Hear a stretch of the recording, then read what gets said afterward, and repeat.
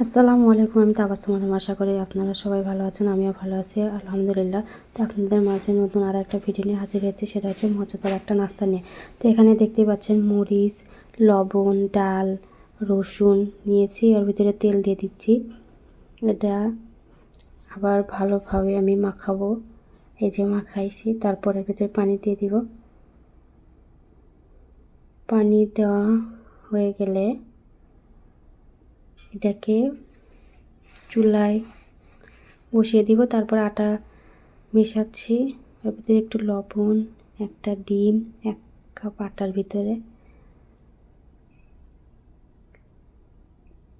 তারপর আটাটা ভালো করে ডো বানিয়ে নিয়ে ওটাকে সুন্দর করে ম্যাশ করে রুটি বানায় ছোট ছোট পিস করব। দেখতেই পাচ্ছেন ছোট ছোট একদম পিস আছে। এটাকে 2 আঙ্গুল দিয়ে ফোল্ড করে কাঁটা চামচ দিয়ে একটা ডিজাইন করে নিলাম।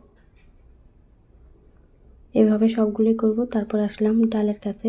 ডালের ভিতরে 3 চামচ চিনি দিতে হবে। 2 চামচ দেওয়া হয়েছে, প্রথমে আর 1 চামচ দেওয়া হয়েছে।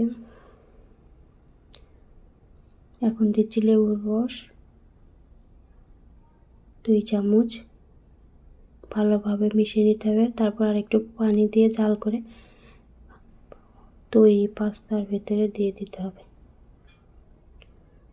তারপর আর একটু জাল করে এটা নামিয়ে নেব। হয়ে গেল সকালের মজাদার নাস্তা।